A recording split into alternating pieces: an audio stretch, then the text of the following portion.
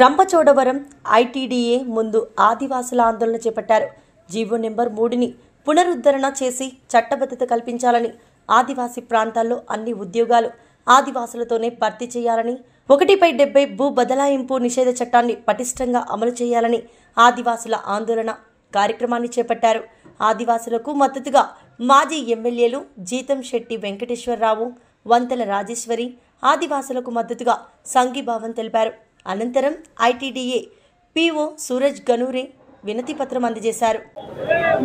అందరికీ నమస్కారం అండి. నా పేరు కంగల శ్రీనివాసు, ఆదివాసీ ఉద్యోగుల సంఘం జిల్లా అధ్యక్షుడిని. మరి ఈరోజు రంపచోడవరం ఐటీడీఏ వద్ద మరి ముందుగానే పిలిపించినట్టుగాను జీవో నంబర్ 3 గురించి అన్ని ఆదివాసీ సంఘాలు, అన్ని ఉద్యోగ సంఘాలు, అన్ని ఉపాధ్యాయ సంఘాలు, అన్ని ప్రజా సంఘాలతో కలిపి మరి ఈరోజు ఐటీడీఏ ముందు భారీ ధర్నా మరి ఏర్పాటు చేయడం జరిగింది. ఈ ధర్నా ఎందుకంటే మరి గతంలో జీవో నంబర్ 3 అనేది ఉండేది. మరి అది సుప్రీంకోర్టు 2020లో కొట్టివేయడం వల్ల మరి మా ఇప్పుడు ఏజెన్సీలో ఉన్నటువంటి ఆదివాసీ పిల్లలందరూ కూడా రోడ్డును పడ్డ పరిస్థితి. ఆ జీవో నెంబర్ 3 ఉన్నప్పుడు మరి ప్రతి ఒక్కరికి ఈ ఆదివాసీ ఏరియాలో చదువుకున్న ప్రతి ఆదివాసీ పిల్లలు కూడా 100కు 100% మరి ఉద్యోగాలు వచ్చేవి. దాని ప్రకారంగానే మరి ఇప్పుడు 2020 వరకు మా ఆదివాసీ ప్రాంతాల్లో ఉన్నటువంటి డిఎడ్ బిఎడ్ అయిన పిల్లలందరూ కూడా మరి ఉద్యోగాల అవకాశాలు వచ్చాయి. కానీ ఎప్పుడైతే 2020లో సుప్రీంకోర్టు కొట్టివేయబడిందో అప్పటి నుండి మా పిల్లలకి ఒక్కటంటే ఒకటి ఉద్యోగం వచ్చే పరిస్థితి లేదు. దీనివల్ల మొత్తం మా పిల్లలందరూ కూడా ఈ రోజు రోడ్డునెక్కే పరిస్థితి వచ్చింది. దీని అంతటి కారణం ఇక్కడ ఉన్నటువంటి ప్రజాప్రతినిధులు, ప్రభుత్వాలు వాళ్ళ చేతగాని తనం వల్లనే మరి ఈ రోజు మరి జీవో నంబర్ 3 కోల్పోవడం జరిగింది. కాబట్టి ఈ జీవో నంబర్ 3 గతంలో ఏ ఉద్దేశంతో ఇచ్చింది, గతంలో ఉన్నటువంటి ప్రభుత్వాలు ఏ ఉద్దేశంతో ఇచ్చిందంటే అక్కడ ఏజెన్సీ ఏరియాలో భాష ఉంటుంది. ఆ భాష కేవలం అక్కడ ఉన్నటువంటి ట్రైబల్ గా మాత్రమే మాట్లాడగలరు. అలాగే 10th ఫెయిల్ అయినా ఇంటర్ ఫెయిల్ అయినా వీళ్ళందరినీ అలాగే వదిలేస్తే వీళ్ళు ఖచ్చితంగా ఇక్కడ ఉన్నటువంటి ఏజెన్సీలో ఉన్నటువంటి పిల్లలందరూ కూడా నక్సలిజం వైపు వెళ్లే ప్రమాదం కూడా ఉందని చెప్పేసి ఆ రోజు ఎన్టీ రామారావు గారు ఈ జీవోని ప్రవేశపెడితే మరి ఈ 2020లో ఒక నాన్ ట్రైబల్ మరి కోర్టుకు వెళ్ళి ఆ కోట్లు ఖర్చు పెట్టి మరి ఈ జీవో నంబర్ 3ని రద్దు చేయించడం జరిగింది. కాబట్టి రద్దు చేయించడం వల్ల ఈ రోజు ఈ రంపచోడవరం నడి రోడ్డున మరి ఇంతటి పోరాటం చేయడానికి కారణం మరి ఇక్కడ ఉన్నటువంటి ప్రజాప్రతినిధులే. కాబట్టి మేము ఒకటే చెప్తున్నాం. సంగారెడ్డి జిల్లా సదాశివపేట నూతన మున్సిపల్ చైర్మన్ అపర్ణ శివరాజ్ పాటిల్ ఏకగ్రీవంగా ఎన్నికయ్యారు. గతంలో చైర్మన్ గా అభివృద్ధి నిర్వహించిన జయమ్మపై బీఆర్ఎస్ కౌన్సిలర్ తిరుగుబాటు జెండా ఎగురవేశారు. నేడు ఆర్డీఓ వసంతకుమారి ఆధ్వర్యంలో అవిశ్వాస తీర్మానంపై ప్రత్యేక సమావేశం నిర్వహించారు. మొత్తం 26 వార్డులకు సంబంధించి కౌన్సిలర్లు ఉండగా 19 మంది కౌన్సిలర్లు అపర్ణకు మద్దతుగా తెలపడంతో ఏకగ్రీవంగా ఎన్నికయ్యారు. ఈ సందర్భంగా చైర్పర్సన్ మాట్లాడుతూ సదాశివపేట పట్టణ అభివృద్ధికి కృషి చేస్తానని అన్నారు.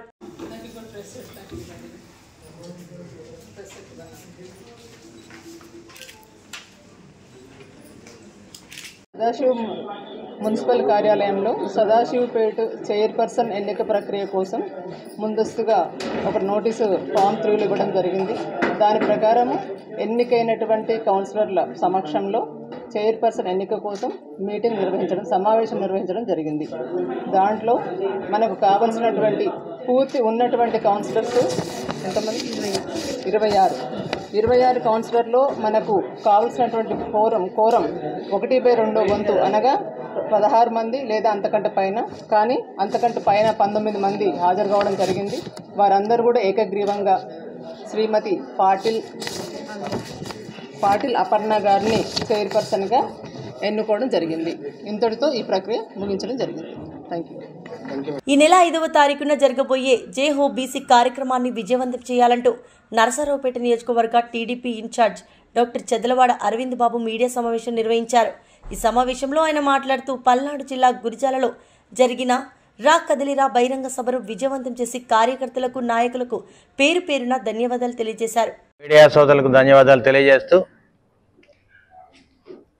నిన్న పల్నాడు జిల్లా గురజాలలో జరిగిన రా కదిల్ అనే బహిరంగ సభకు మరి జనం, కార్యకర్తలు, జనసేన అభిమానులు అందరూ కూడా వేలాదిగా పాల్గొనే కార్యక్రమాన్ని జయప్రదం చేసి మరి నారా చంద్రబాబు నాయుడు గారిని ఘనంగా మరి గురజాల రా కదిల్ ప్రోగ్రాంకు ఆహ్వానించడం జరిగింది. ఆ కార్యక్రమానికి వచ్చేసిన తెలుగుదేశం పార్టీ నాయకులు, కార్యకర్తలు, మహిళలు అదేవిధంగా జనసేన నాయకులు కార్యకర్తలు వీర మహిళలందరికీ కూడా ధన్యవాదాలు తెలియజేస్తున్నాము. మరి 2 రోజుల్లోనే ఈ ప్రోగ్రాము చక్కగా ఏర్పాటు చేసిన ఎరపతినేని శ్రీనివాస్ గారికి ముఖ్యంగా ధన్యవాదాలు తెలియజేస్తూ మరి ఈ కార్యక్రమానికి పల్నాడు జిల్లా అధ్యక్షులు జీవి ఆంజలి గారు, మరి సీనియర్ నాయకులు పుల్లారావు గారు వీళ్ళందరూ కూడా హాజరయ్యి కార్యక్రమాన్ని ఎంతో విజయవంతం చేయడం జరిగింది. మరి ఈ కార్యక్రమానికి ఒక పిలుపుతోటే తెలుగుదేశం పార్టీ నాయకులు కార్యకర్తలు, జనసేన కార్యకర్తలు నాయకులు అందరూ కూడా ఎంతో ఘనంగా వచ్చి కార్యక్రమాన్ని జయప్రదం చేశారు. మరి కార్యకర్తలందరూ కూడా ధన్యవాదాలు తెలియజేస్తున్నాము. అదేవిధంగా నారా చంద్రబాబు నాయుడు గారు ఎవరైతే 4.5 సంవత్సరాలుగా ఈ పార్టీ కోసం కష్టపడుతున్నారో వారికి సీట్ ఇస్తానని చెప్పడం జరిగింది. ఇటువంటి కార్యక్రమంలో ఎటువంటి అనుమానం లేకుండా గురజాల, నర్సాపేట అసెంబ్లీ సెగ్మెంట్స్కి మరి వారు వివరంగా చెప్పి వెళ్ళడం జరిగింది. అధికారంగా మరి గురజాల, పెదకూరపాడు, నర్సాపేట మాకు వారం రోజులు ప్రకటిస్తామని చెప్పడం జరిగింది. అందువల్ల మేము అందరం కూడా చాలా సంతోషంగా ఉన్నాము. అదేవిధంగా కార్యకర్తలు కూడా చాలా సంతోషంగా ఉన్నారు. తప్పనిసరిగా నర్సాపేట అరవింద్ బాబుకి సీట్ ఇస్తా అన్నారు. అదేవిధంగా గురజాల ఎరపతినేని శ్రీనివాసరావు గారికి ఇవ్వటం చెప్పారు. అదేవిధంగా రేపు 5వ తేదీన జరగబోయే రాష్ట్ర జైహో బీసీ కార్యక్రమానికి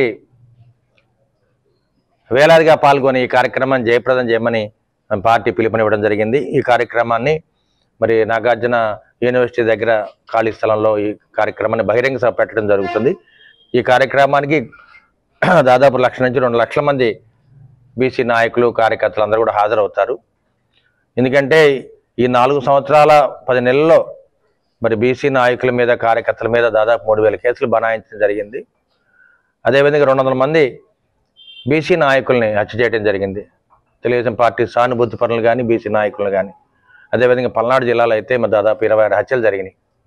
వీటిని కూడా ఖండిస్తూ జైహో బీసీ అనే కార్యక్రమాన్ని రాష్ట్ర వ్యాప్తంగా నారా చంద్రబాబు నాయుడు గారు ముఖ్య అతిథిగా హాజరవుతారు. అదేవిధంగా అచ్చెన్నాయుడు గారు, కొల్లు రవీంద్ర గారు, మరి అయ్యన్న పాత్రుడు గారు వీళ్ళందరూ కూడా హాజరై ఈ కార్యక్రమాన్ని జయప్రదం చేయడానికి మరి పిలుపునివ్వడం జరిగింది. మరి 5వ తేదీన జరగబోయే జైహో బీసీ అనే కార్యక్రమాన్ని విజయవంతం చేయమని బీసీ సోదరులు అందరికి కూడా నేను పిలుపునివ్వడం జరుగుతుంది. ఈ మన రా కథలు అనే ప్రోగ్రాంని ఏ విధంగా విజయవంతం చేశామో అదేవిధంగా జైహో బీసీ అనే కార్యక్రమాన్ని కూడా రాష్ట్ర వ్యాప్త కార్యక్రమం. ఇది ఉమ్మడి ప్రణాళిక. జనసేన, టీడీపీ ఇద్దరు కలిసి కార్యక్రమం చేయడం జరుగుతుంది కాబట్టి అందరూ కూడా హాజరై ఈ కార్యక్రమం విజయవంతం చేయమని మీడియా ద్వారా మేము తెలియజేస్తున్నాము. ఇట్లు మీ చదలవాడ అరవింద్ బాబు, నర్సాపేట నియోజకవర్గ అభ్యర్థి. సదాశివపేట మండలం పరిధిలోని ఆత్మకూరు గ్రామంలో శ్రీ బ్రహ్మరాంబ సమేత మల్లికార్జున స్వామి దేవాలయంలో 15వ వార్షికోత్సవం పురస్కరించుకొని ఆలయ కార్యక్రమ నిర్వాహకులకు ఆధ్వర్యంలో అమ్మవారి స్వామివార్ల కళ్యాణ మహోత్సవ కార్యక్రమం నేత్రపర్వంగా సాగింది. ఆధ్యాత్మిక కార్యక్రమాలతో కళ్యాణ మహోత్సవంకు విచ్చేసిన భక్తులు భక్తి పార్వశ్యంతో మునిగి తేలారు. సాయంత్రం వరకు కూడా భారీగా హాజరైన భక్తజనం దైవ చింతనలో గడిపారు. రామారావు జోసి ఆధ్వర్యంలో వేద పండితుల మంత్రోచ్చారణల మధ్య మల్లికార్జున బ్రహ్మరాంబ దేవీల కళ్యాణోత్సవాన్ని కన్నుల పండుగ జరిపారు.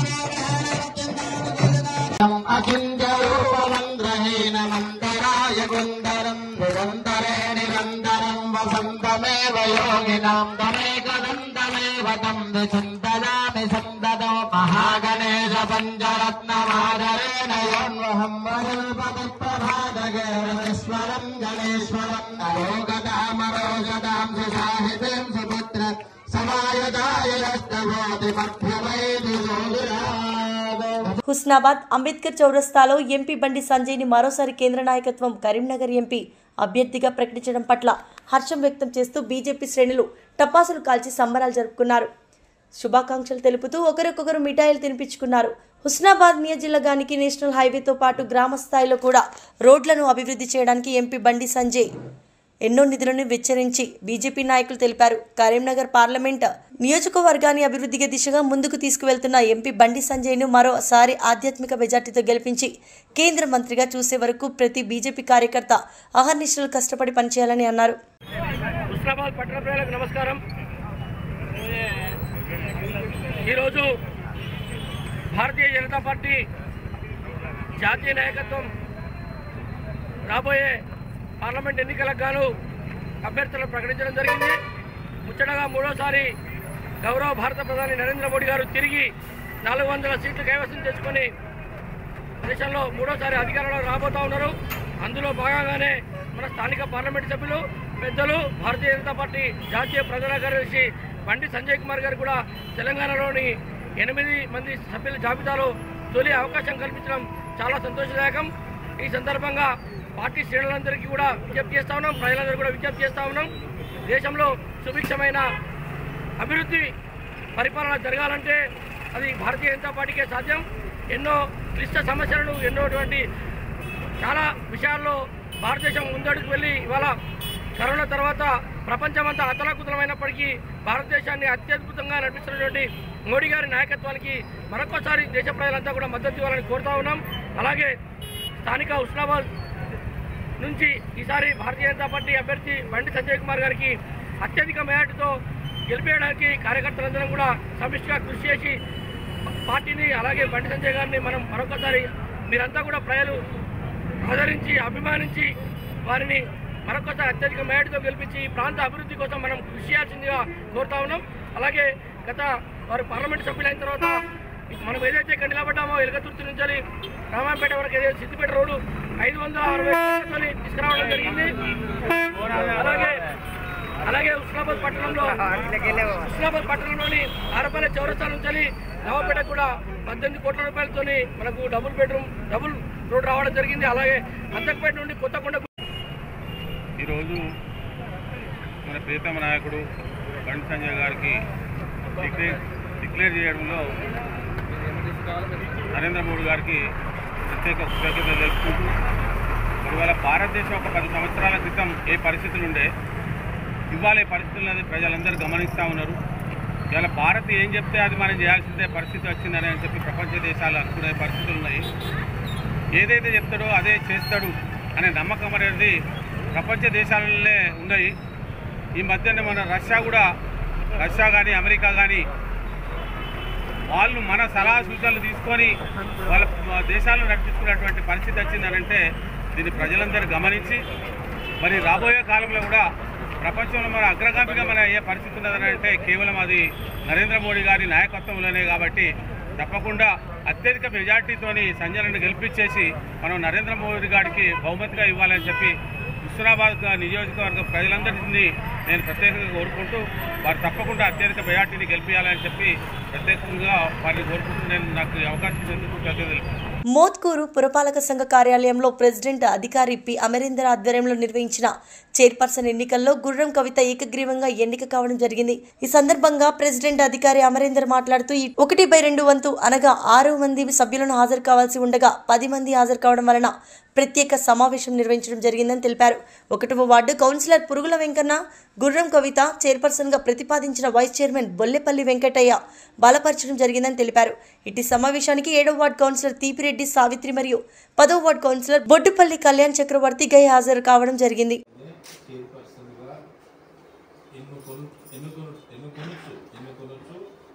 సమావేశానికి హాజరై ప్రతిపాదించిన తీర్మానాన్ని ఆమోదించినారు కాబట్టి శ్రీమతి గుర్రం కవిత గారు మోత్కూరు మున్సిపల్ చైర్పర్సన్గా ఎన్నికైనట్టుగా ప్రకటించడం జరుగుతుంది. శుభాకాంక్షలు. అలాగే శుభాకాంక్షలు కూడా తెలియజేయడం జరుగుతుంది.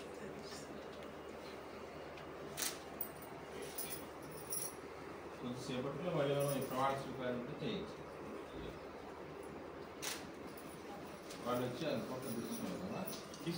గణపవరంలో పట్టాపగలు దొంగల చోరికి పాల్పడ్డారు. శ్రీకల్లంపల్లి భద్రాచలం జెడ్పీ ఉన్నత పాఠశాల మార్గం సమీపంలో బత్తుల శ్రీనివాసరావు కుటుంబం నివాసం ఉంటుంది. వారు పనుల మీద బయటకు వెళ్లగా దొంగ ఇంట్లోకి ప్రవేశించి బీరువాలోని 4 సవరల బంగారు ఆభరణాలు 40,000 అపహరించారు. గంట తర్వాత తిరిగి వచ్చిన వారికి బీరువా తెరిచి కనిపించడంతో ఆందోళన చోరీ జరిగిందని భావించి బాధితుడు నాందేడ్ల పోలీసులను ఫిర్యాదు చేశారు. ప్రపంచ వ్యాప్తంగా మార్చి 8వ తేదీన అంతర్జాతీయ మహిళా దినోత్సవం పరిసరించుకొని నర్సరావుపేట సిపిఐ కార్యాలయంలో మహిళా దినోత్సవాన్ని నిర్వహించడం జరిగింది. ఈ సందర్భంగా ఆంధ్రప్రదేశ్ మహిళా సమైక్య జిల్లా ప్రధాన కార్యదర్శి కామ్రేడ్ కోల స్వాతి మాట్లాడుతూ 100 సంవత్సరాలు పైబడి మహిళపై జరుగుతున్నటువంటి ఆకృత్యాలు పైన లైంగిక వేధింపులపైన ప్రపంచవ్యాప్తంగా అనేక ఉద్యమాలు నిర్వహించడం జరిగిందని, అంతర్జాతీయంగా మహిళల ఆర్థికంగా రాజకీయంగా సామాజికంగా సాధికారతను సాధిస్తేనే ప్రపంచం అభివృద్ధి చెందుతుందని, చట్టసభలో మహిళలకు ప్రత్యేక రిజర్వేషన్ కావాలని పార్లమెంటు ఆనాడు ప్రముఖ కమ్యూనిస్టు యోధురాలు ఉత్తమ పార్లమెంటేరియన్ గీతా ముఖర్జీ చట్టాలు చేసి పోరాటాలు చేసి ఘనత ఆమెకి దక్కుతుందని అన్నారు.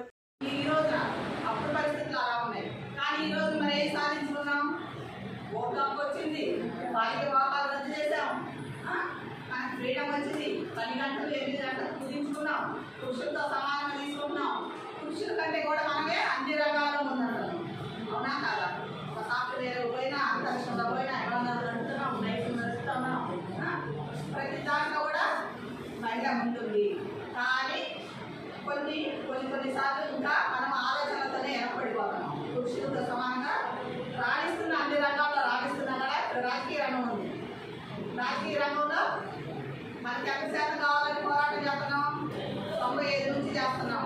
మనకి మహిళలకి 33% రిజర్వేషన్ రావాలి అనేది 1995లో కమ్యూనిస్టు యోధురాలు హలో మాల చలో బాపట్ల మాల మహాసభ వ్యవస్థాపక అధ్యక్షులు మల్లెల్ల వెంకట్రావు ఆధ్వర్యంలో ఎస్సీ వర్గీకరణ వ్యతిరేకంగా వేలాదిగా జరిగిన మాలల సింహగర్జన సభలో 2 తెలుగు రాష్ట్రాల నుండి మాల నాయకులు కార్యకర్తలు పాల్గొని విజయవంతం చేసిన కార్యక్రమంలో మాల మహానాడు జాతీయ అధ్యక్షులు గొల్ల అరుణ్ కుమార్ పాటు పల్నాడు జిల్లా మాల మహానాడు నాయకులు ఉస్తెల జయరావు, పల్నాడు జిల్లా ఉద్యోగ సంఘాల నాయకులు, విద్యార్థులు పెద్ద ఎత్తున పాల్గొనడం జరిగింది.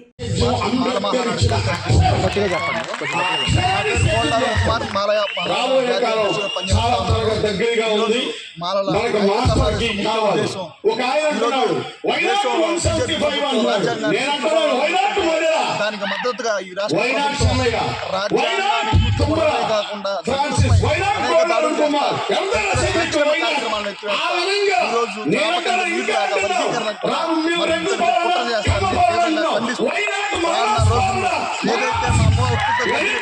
జగన్మోహన్ రెడ్డి ప్రభుత్వాన్ని తీర్మానం చేశాం. వర్గీకరణ అనేది కాలం చెల్లిన అంశం. ఇకనైనా మాలలారా మేల్కోవాలని మోసం చేసిన జగన్మోహన్ రెడ్డి గద్దె దించే వరకు కూడా ఏకతాటిపైకి రావాలని మేము అందరికీ కూడా చేతుల్లో పల్లెల్లో ఏ మాల అభ్యర్థి వచ్చినా కూడా ఏ మాల శాసనసభ తరఫున ఏ అభ్యర్థి వచ్చినా కూడా తరిమికొట్టాలని చెప్పి సందర్భంగా ఈరోజు జగన్మోహన్ రెడ్డి అంబేద్కర్ రాసినటువంటి రాజ్యాంగానికి తూట్లు పొడుస్తూ అంబేద్కర్ గారి విదేశీ విద్యా పథకం కూడా తీసేసి ఆయన పథకం పేరు పెట్టుకున్నారంటే ఎంత సిగ్గు చూడాలని సందర్భంగా తెలియజేస్తూ రానున్న రోజుల్లో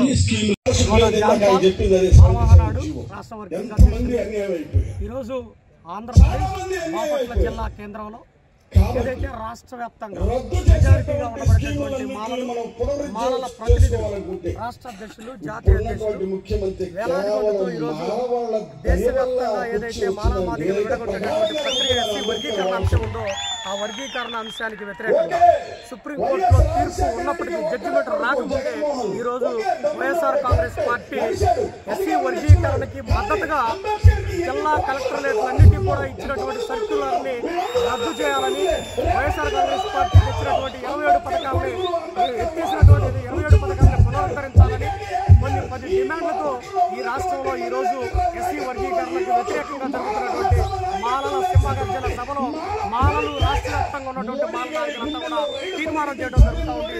ఈ తీర్మానాన్ని మాల రాష్ట్ర నాయకులు అందరూ కూడా ఏకీభవించారు. ఈ తీర్మానాన్ని అన్ని రాజకీయ పార్టీలు కనుక ఆమోదించకపోతే రాబోయే రోజుల్లో రాబోయే ఎన్నికల్లో ఆయా రాజకీయ పార్టీలంతా మాలల పంతం అనే నినాదంతో ముందుకెళ్తామని ఈ సందర్భంగా తెలియజేస్తామన్నారు. మాల మహానాడు వ్యవస్థాపక అధ్యక్షులు తుల్లూరి శివయ్య పల్నాడు జిల్లా నరసరావుపేట నియోజకవర్గంలో స్థానిక విజయ రెసిడెన్సీ నందు జరిగిన సమావేశంలో పాల్గొనడం జరిగింది. ఈ సమావేశంలో మాట్లాడుతూ మాలలు సమాజంలో ఎదుర్కొంటున్న సమస్యలు రాజకీయ నిరాదరణకి గురయ్యాయని గుర్తు చేస్తూ ఎస్సీ వర్గీకరణ వ్యతిరేకంగా పోరాడాల్సిన సమయం ఆసన్నమైందని గుర్తు చేశారు. మాల జాతి మేల్కోవాల్సిన అవసరం ఎంతైనా ఉంది అని వ్యక్తపరిచారు. రాబోయే అసెంబ్లీ మరియు పార్లమెంటు ఎన్నికలలో మాలలకు ఎక్కువ ప్రాధాన్యత కల్పించాలని కోరుతూ జనరల్ సీట్లలో కూడా దళితుల ప్రాధాన్యత మరియు మాలలకి అత్యధిక సీట్లు ఇచ్చిన వారికి మా మద్దతు ఉంటుందని తెలిపారు.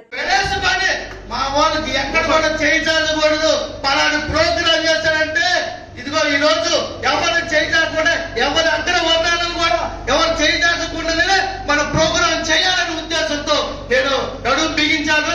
తర్వాత చాలా మంది చెప్పారు, అన్నా నువ్వు బిజినెస్ లో ఉన్నావు, పెద్ద బిజినెస్ లో ఉన్నావు, మళ్ళీ కులసంఘాలు ఏంటి హ్యాపీగా మంచి సెటిల్ అయ్యా, మంచి వ్యాపారం ఉంది, ఇంకా ఏదైనా ఉండాలి కంటే బ్రదర్ ఏంటి ఎన్ని కష్టాలు వచ్చినా బిజినెస్ అయినా సరే నాకు వెనక అంబేద్కర్ గారు ఉన్నారు.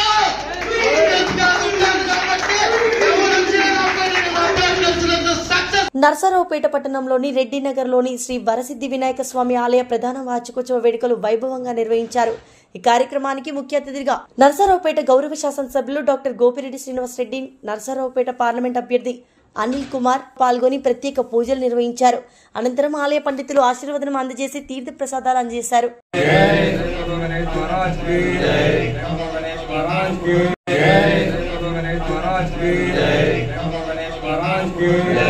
హైదరాబాద్ లో ఉప్పల్లో బీజేపీ మహిళా మోర్చా రాష్ట్ర అధ్యక్షురాలు మేకల శిల్పారెడ్డి ఆధ్వర్యంలో నారీ వందన్ యాత్ర నిర్వహించారు.